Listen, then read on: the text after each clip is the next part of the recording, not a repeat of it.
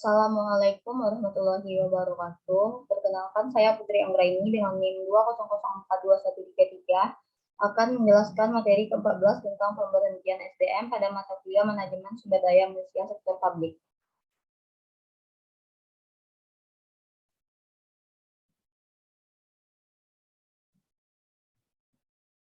Materi pertama yaitu tentang pengertian manajemen sumber daya manusia.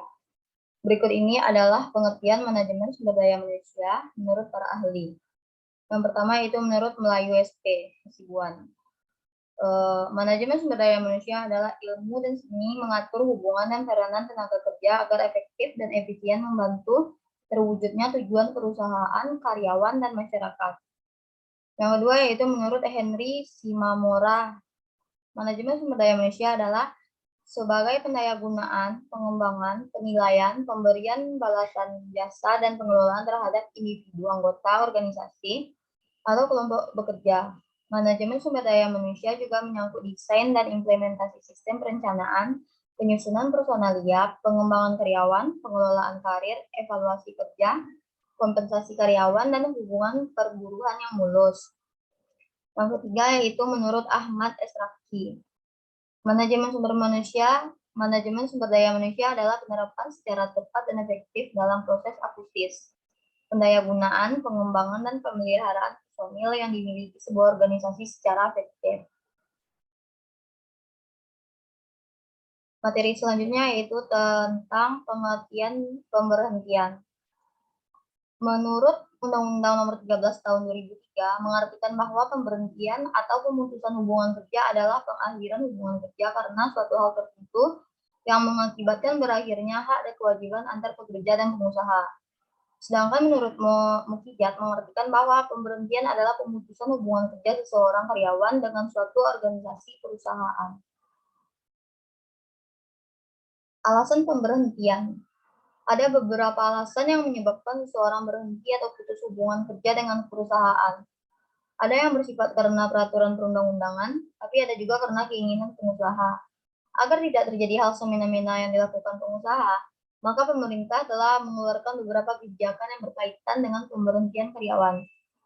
Dalam pengertian ini, pemerintah tidak melarang secara umum untuk memberhentikan karyawan dari pekerjaannya, jangan karena tidak cocok dengan pendapat perusahaan atau bertentangan dengan kehendak atau keinginan pengusaha yang mengharapkan karyawan terus bekerja untuk meningkatkan produksinya. Karyawan tersebut langsung diberhentikan tanpa melalui prosedur yang telah ditetapkan oleh pemerintah dan tanpa dijelaskan alasan-alasannya kepada karyawan.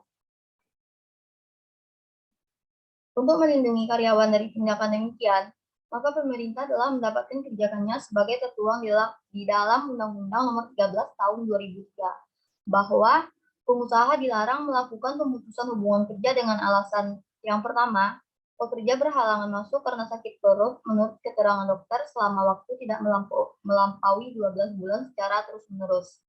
Yang kedua, pekerja berhalangan negara sesuai dengan ketentuan perundang-undangan yang berlaku. Yang ketiga, pekerjaan mengerjakan ibadah yang diperintahkan agamanya. Yang keempat, pekerja menikah. Yang kelima, pekerja mempunyai pertalian darah atau ikatan perkawinan dengan pekerjaan lainnya dalam suatu perusahaan, kecuali telah diatur dalam perjanjian kerja, peraturan perusahaan, atau perjanjian kerja bersama. Alasan karyawan diberhentikan dari perusahaan. Yang pertama yaitu karena undang-undang. Undang-undang dapat menyebabkan seorang karyawan harus diberhentikan dari suatu perusahaan. Antara lain, anak-anak karyawan WNA, karyawan yang terlibat organisasi terlarang. Yang kedua yaitu keinginan perusahaan. Keinginan perusahaan memberhentikan karyawan ini disebabkan karyawan tidak mampu mengerjakan pekerjaannya, perilaku dan kedisiplinnya kurang baik, melanggar peraturan dan tata tertib perusahaan, tidak dapat bekerja sama dan konflik dengan karyawan lainnya, dan melakukan tindakan amoral dalam perusahaan. Alasan ketiga yaitu keinginan karyawan. Pindah ke tempat lain untuk mengurus orang tua, kesehatan yang kurang baik, untuk melanjutkan pendidikan, untuk berwirausaha, bebas jasa terlalu rendah, mendapat pekerjaan yang lebih baik, suasana dan lingkungan pekerjaan kurang serius, kesempatan promosi yang tidak memadai, dan perlakuan yang kurang adil. Alasan keempat yaitu pensiun. Undang-undang mempensiunkan seorang karena telah mencapai batas usia, dan masa kerja tertentu. Usia kerja seseorang karyawan untuk status kepegawaian adalah 55 tahun, atau seseorang dapat dikenakan pensiun dini apabila menurut keterangan dokter karyawan tersebut sudah tidak mampu lagi untuk bekerja dan umurnya sudah mencapai 50 tahun dengan masa pengalaman kerja minimal 15 tahun. Yang kelima yaitu kontrak kerja berakhir.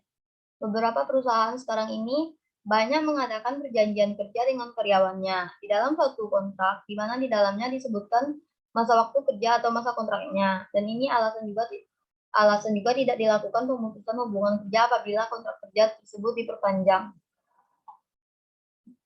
Hanya itulah materi yang dapat saya jelaskan. Terlebih dan kurang saya mohon maaf. Wassalamualaikum warahmatullahi wabarakatuh.